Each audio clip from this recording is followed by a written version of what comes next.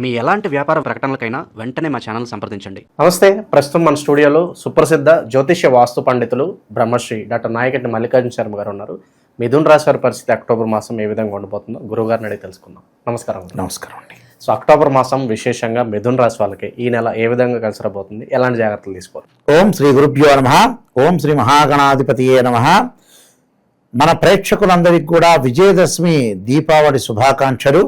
October మాసంలో మిథున రాశి వాళ్ళకి ఏ విధంగా ఉండబోతున్నాయో మనం చూద్దాం.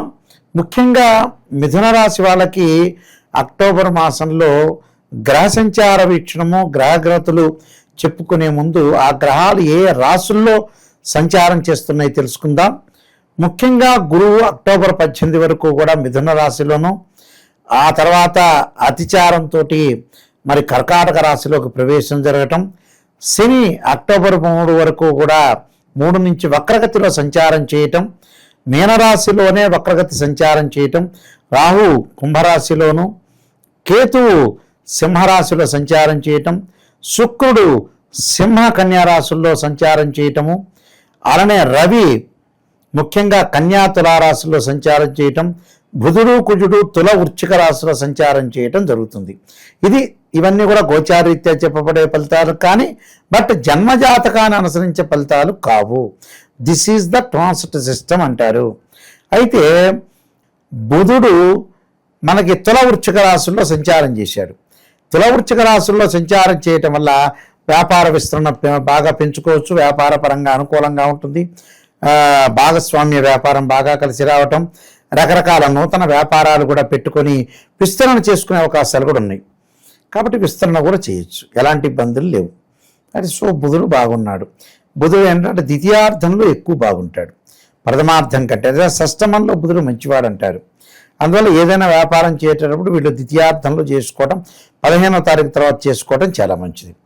అలాంటివన్నీ కూడా కాకుండా అక్టోబర్ 18 వరకు కొద్దిగా గురుబలం తక్కువ ఉంది కాబట్టి కొంచెం జాగ్రత్త పడాలి. ఆ తర్వాత వాళ్ళకి బాగానే ఉంటుంది. ఆ తర్వాత జాగ్రత్త వద్దా అనేవాడు కూడా ప్రశ్న ఉంటాడు మనోళ్ళు. అలా కాదు, ప్రతిసారి కేర్గానే ఉండాలి. బట్ సూచనలు అంటే ఎక్కడైతే కేర్గా 100% ఉంటారో అలానే 100% కేర్గా ఉండాలి. ఆ తర్వాత బాగున్నప్పుడు పర్వాలేదు.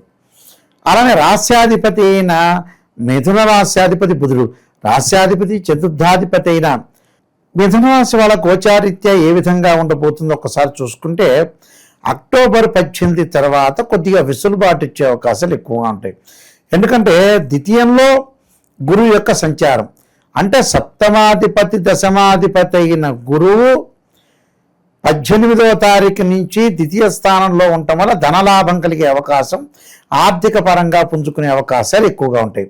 అంటే ఫైనాన్షియల్ పరంగా డెవలప్మెంట్ చెందే అవకాశాలు మెండుగా ఉంటాయి. అంటే ఉద్యోగ ప్రయత్నాలు సఫలీకృతం కావటం, కుటుంబంలో కలహాలు తగ్గటం, భార్యాభర్తల మధ్యలో అనుబంధ బాంధవ్యం కూడా పెరిగే అవకాశం ఎక్కువ ఉంటుంది. సంతానం లేని వారికి కూడా సంతానం కలిగే సూచనలు అనేవి ఒకటి ఉంటాయి.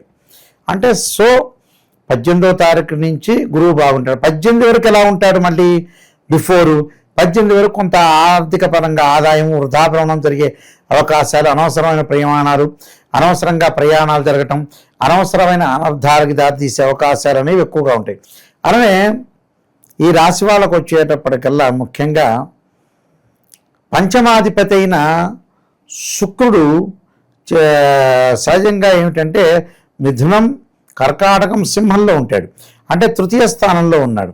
ఇక్కడ వ్యయాధిపతి అయ్యారు, పంచమాధిపతి అయ్యారు, తృతీయ స్థానంలో ఉన్నాడు.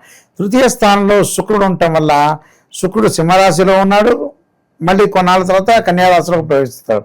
శుక్రుడు వల్ల చతుర్థ స్థానంలో శుక్రుడు వస్తే మంచివాడు, అది ద్వితీయార్థంలో వస్తాడు. అంటే బుధుడు అక్కడ మనకి అనుకూలంగా ఉన్నాడు. ఇప్పుడు కూడా ఇక్కడ ఈ గ్రహం కూడా ద్వితీయార్థంలో బాగుంది. అంటే వ్యాపార పరంగా కానీ, వివాహ పరంగా కానీ, వస్తువులు కొనుగోలు కానీ, క్రయ విక్రయాలు కానీ, గృహ ఉపకరణ వస్తువులు కానీ, ఇవన్నీ కూడా ద్వితీయార్థంలో బాగుంటాయి వీళ్ళకి టోటల్గా. అంటే గురువు ద్వితీయార్థంలో బాగున్నాడు, శుక్రుడు 15వ తారీఖు తర్వాత బాగున్నాడు, అలానే బుధగ్రహం కూడా అనుకూలంగా ఉంది. బుధగ్రహం కూడా ఎప్పుడు బాగుంటుంది, ద్వితీయార్థంలో బాగుంటుంది. అంటే టోటల్గా 18వ తారీఖు తర్వాత 15వ తారీఖు తర్వాత బాగుంటుంది ఓవరాల్గా వీళ్ళకి. అయితే గురువు దీంతోపాటు శని ఎలా ఉన్నాడు, మిథున రాశి వాళ్ళకు వచ్చేటప్పటికల్లా అష్టమాధిపతి నవమాధిపతి శని దశమ స్థానంలో ఉండి వక్రగతిలో ఉండటం వల్ల కొంచెం మంచి ఫలితాలు జరుగుతాయి. అంటే ఆరోగ్యం అనేది కొంత కుదుట పడుతూ ఉంటుంది. ఆరోగ్యపరంగా ఏ ఇబ్బంది వచ్చినా కూడా దాన్ని తట్టుకునే సామర్థ్యము, నిలబడగలిగే సామర్థ్యం వచ్చే అవకాశాలు ఎక్కువగా ఉంటాయి. సో శని వల్ల కూడా బాగానే ఉంది. రాహు వల్ల కూడా అనుకూలంగా ఉండటం, తర్వాత విదేశాలకు వెళ్ళటం, అన్ని అభిప్రాయాలు తెలుసుకోవటం, అభిప్రాయ భేదాలు లేకుండా లౌకిక జ్ఞానంతో ఉండే అవకాశాలు ఎక్కువ ఉంటాయి. సో రాహు కూడా బాగున్నాడు. మిగతా గ్రహాల విషయానికి మనం ముందుగా వస్తే కుజుడి యొక్క ప్రభావం. కుజుడు ఎక్కడున్నాడు? తుల వృశ్చిక రాశిలో సంచారం చేస్తున్నాడు. తుల వృశ్చిక రాశులు అంటే ఏంటంటే వీళ్ళకి ముఖ్యంగా షష్టమాధిపతి అయిన కుజుడు పంచమ షష్టమాల్లో ఉన్నాడు. షష్టమంలో అంటే ద్వితీయార్థంలో బాగుంటాడు. బుధుడు కూడా మనం ద్వితీయార్థంలో బాగున్నట్టుగా అంటే అనేక రంగాల్లో విశేషమైన కృషి చేస్తారు, అనేక రంగాల్లో అభివృద్ధి సాధించే అవకాశాలు బాగా ఎక్కువ ఉంటాయి. కాబట్టి అన్ని అనుకూలమైన ఫలితాలు జరుగుతాయి. ఈ రాశి వాళ్ళకి తృతీయ స్థానంలో కేతు ఉండటం వల్ల తీర్థయాత్రలు, పుణ్యక్షేత్రాలు దర్శనం చేయటం, అన్నదమ్ముల మధ్యలో సఖ్యత, కోర్టు సమస్యలు తగ్గటము, కోర్టు సమస్యలే కాకుండా పిత్రార్జితం కూడా బాగా కలిసి వచ్చే అవకాశాలు బాగా ఎక్కువ ఉన్నాయి. అంటే టోటల్గా ఎవ్రీథింగ్ విల్ బీ ఓకే అని చెప్పుకోవచ్చు. కొన్ని పరిహారాలు చేసుకుని ముందుకెళ్తే వాళ్ళ మంచి జరిగే అవకాశాలు ఖచ్చితంగా ఉంటుంది. ఈ మాసంలో గురుగారు విశేషంగా ఎలాంటి పరిహారాలు, దైవారాధన వీళ్ళకి బాగా ఉపయోగపడతాయి అంటారు? వీళ్ళు చేయాల్సిన పరిహారం ఏంటంటే ముఖ్యంగా సుబ్రహ్మణ్య స్వామి యొక్క ఆరాధన, కుజుడి యొక్క ఆరాధన, సూర్యభగవానుడి యొక్క ఆరాధన. విద్యార్థులు దక్షిణామూర్తి స్తోత్ర పాలనం చేయాలి. స్త్రీలు అన్ని రంగాల్లో ఉన్నతంగా వెళ్ళాలంటే ఖచ్చితంగా లలితా సహస్రనామ పాలనం చేయాలి. అలానే గ్రహదోషం ఉన్న వ్యక్తులు ఎవరైతే ఉంటారో వాళ్ళు ఖచ్చితంగా రవి యొక్క దోషం, కుజుడి యొక్క దోషాన్ని పరిహారం చేసుకోవాలి. మంగళవారం రోజున తత్పురుషాయుధే మహాసేనాయుధమే తన్నో షణ్ముఖ ప్రచోదయాత్ అనే మంత్రాన్ని, 2 జంట సర్పాలను దానం చేయటం, కందులు దానం చేయటం, అలానే సుబ్రహ్మణ్య స్వామి యొక్క ప్రదర్శనలు చేయటం మంచిది. ఆదివారం రోజున సూర్య గాయత్రి మంత్రం అంటే ఏమిటి?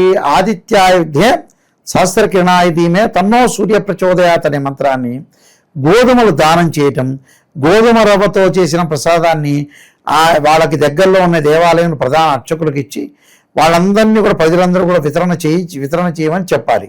అలా చేస్తే ఏంటంటే రకరకాల దోషాలు తొలగిపోయే అవకాశాలు ఎక్కువ ఉంటాయి. అలానే ధనపరంగా మనకి ఇబ్బందులు కలుగుతున్నాయంటే ఓం యక్షాయ కుబేరాయ వైశ్రవణాయ ధనధాన్యాధిపతే ధనం ధాన్యం సమృద్ధిమే దేహిమే దాపయిస్వ అనే మంత్రాన్ని చక్కగా చదువుకుంటే మనం మంచి జరిగే అవకాశం ఖచ్చితంగా ఉంటుంది. ఓవరాల్గా ఈ రాశి వాళ్ళందరికీ కూడా అక్టోబర్ మాసం ఏ విధంగా ఉంటుంది, ఎలాంటి జాగ్రత్తలు తీసుకోవాలి, మీ మాటల్లో చాలా బాగా వివరించారు. ధన్యవాదాలు.